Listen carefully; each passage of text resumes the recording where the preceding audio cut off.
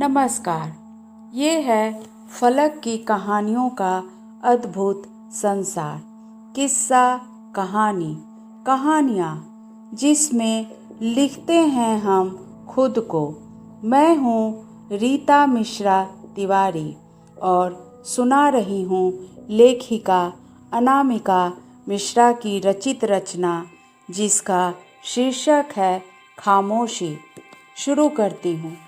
एक छोटे से शहर में एक बूढ़ी औरत रहती थी। छोटा सा घर था और उसने एक कमरा एक युवक को किराया में दे दिया था। उस बूढ़ी औरत का एक बेटा था जो बाहर नौकरी कर रहा था और परिवार के साथ वहीं रहता था। उसने अपनी माँ को साथ चलने के लिए कहा भी था, पर उसने इनकार कर दिया। कहा कि यह मेरा अपना घर है, इस घर से मेरी यादें जुड़ी है, मैं रह लूँगी अकेले, मैं घर छोड़कर कहीं नहीं जाऊँगी, तू मेरी चिंता मत कर। वह थोड़ी झगड़ालू और कर्कश स्वभाव की थी। जिस युवक को उसने वह कमरा दिया था उसका नाम था रमेश। वह हमेशा उस झगड़ालू बूढ़ी औरत का शिकार हुआ करता था। 3-4 साल से वह उस बूढ़ी औरत के साथ रह रहा था। उस युवक को हमेशा टोकती और किसी न किसी बात पर किचकिच करती थी। इसी तरह एक दिन उसने रमेश से कहा, अरे रमेश, समय से आ जाया कर, बहुत रात कर देते हो, मैं इतना इंतज़ार नहीं कर सकती। आज अगर देर से तू आया तो मैं गेट पर ताला मार दूंगी और नहीं खोलूंगी। और यह क्या, कमरे के बाहर इतनी गंदगी, इसे साफ क्यों नहीं करते? मुझे गंदगी जरा भी पसंद नहीं। भले ही मैंने तुम्हें किराया दे दिया है, पर मेरा कमरा और मेरा मकान साफ सुथरा होना चाहिए। तुम लोगों का क्या है, गंदा कर दोगे और चले जाओगे, परेशानी तो मुझे ही होगी। अगर मेरी बात नहीं मानी तो कमरा खाली करवा लूँगी। देखती हूँ तुझे कौन अपना कमरा देगा। इतने कम किराए में और इतना साफ सुथरा घर भी तुझे कहीं नहीं मिलेगा। तब रमेश ने कहा, हाँ माँ जी, ले लूँगा कहीं, और खोज भी रहा हूँ, इससे भी अच्छा मिल जाएगा। कम से कम वहाँ शांति तो रहेगी, कमरे का क्या है। वह बूढ़ी औरत हर बार हे राम कहती थी। रमेश के साथ बहस कर कर हे राम कहती तो रमेश कहता, हे राम कहने से कुछ नहीं होता माता जी, अच्छे कर्म होने चाहिए, तब राम जी भी सहाय होते हैं। तब वो बूढ़ी औरत अंदर चली जाती।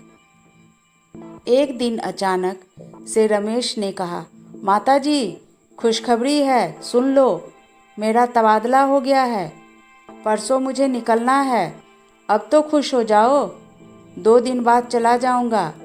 उस बूढ़ी औरत ने रमेश से कुछ नहीं कहा।